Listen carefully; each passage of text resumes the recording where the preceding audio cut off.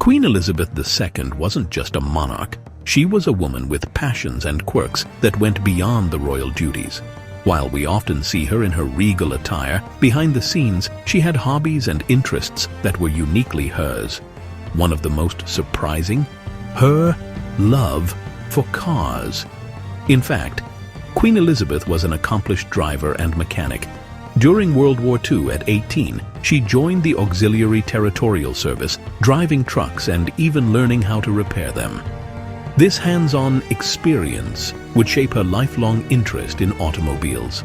She was one of the few monarchs who not only drove herself, but enjoyed the independence it gave her, often taking late-night drives around the grounds of Windsor Castle.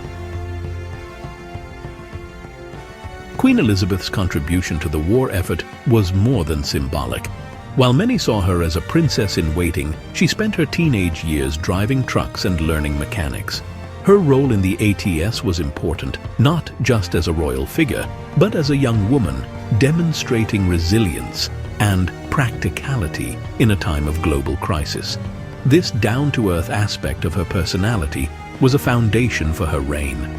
Her mechanical skills, while rarely discussed, revealed a side of her that was willing to take on tough, traditionally male roles.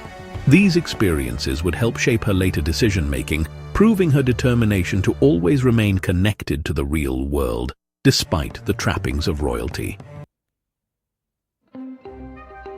Queen Elizabeth's sense of style was iconic, but often overlooked in discussions of her reign is how she used fashion to communicate powerful messages. Her choice of wardrobe wasn't just for show, it was a carefully crafted tool to reinforce her monarchy's stability and the monarchy's connection to the people. Her outfits were often designed in bright, bold colors to ensure she stood out in crowds, especially when meeting with foreign dignitaries or crowds during state visits. But the Queen's style was also a quiet form of diplomacy. She would often wear garments reflecting the nation she was visiting, incorporating national symbols into her attire to show respect. This subtle but powerful use of fashion helped her remain visible while maintaining the dignified reserve the monarchy required. Another lesser-known aspect of the Queen's personal life was her deep love for animals. While everyone knows about her famous corgis, the Queen's affection for animals went far beyond her beloved dogs. She was an avid equestrian, and riding was more than just a pastime for her. It was a personal escape, a way to find solace away from the pressures of her royal duties. Her bond with her horses was deep, and she continued to ride well into her later years. But her connection with animals wasn't limited to horses and corgis. During public visits, she was often seen interacting with farm animals and wildlife, fostering a down-to-earth connection with people across the Commonwealth. While Queen Elizabeth embraced certain aspects of modern life, her relationship with technology was more complicated. She was the first monarch to appear on television during the 1953 coronation and made history by sending her first email in 1976. However, in more recent years, she became somewhat reluctant to embrace new technologies, especially social media. Though her family was active online, the Queen never tweeted or posted herself, mindful of how social media could undermine the traditional, dignified image of the monarchy. It was a reminder of her commitment to tradition, even as the world around her changed rapidly. One of the most fascinating and less discussed aspects of Queen Elizabeth's reign was her genuine interest in the diverse cultures within the Commonwealth. While her visits to countries like Canada and Australia are well known, her deep connections with Indigenous communities are less often highlighted.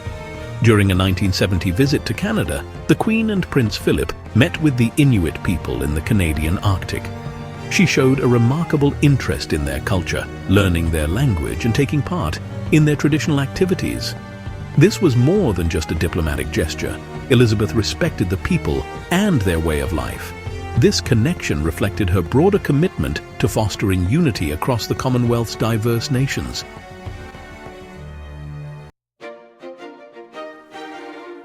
Throughout her reign, Queen Elizabeth faced numerous crises, many of which tested her leadership in ways that often went unnoticed. One example was the fire that destroyed part of Windsor Castle in 1992. Rather than retreat in shame, the Queen faced the public directly, showing resilience in a time of uncertainty. Her ability to remain composed and focused during difficult times, especially when her family's struggles were publicly aired, was a testament to her strength. In an era of instant media and public scrutiny, the Queen's quiet, consistent leadership became a source of stability for the nation. Queen Elizabeth II's reign was defined by more than just royal duties. It was about the quiet strength, resilience, and human connections she made behind closed doors. From her unexpected skills as a mechanic to her role as a steady, non-flashy monarch in the face of adversity, her legacy will endure not only because of her title, but because of the human qualities that made her beloved around the world. While the public saw the Queen as a figurehead, her actions told a different story. One of determination, service, and the deep commitment to both her country and the Commonwealth.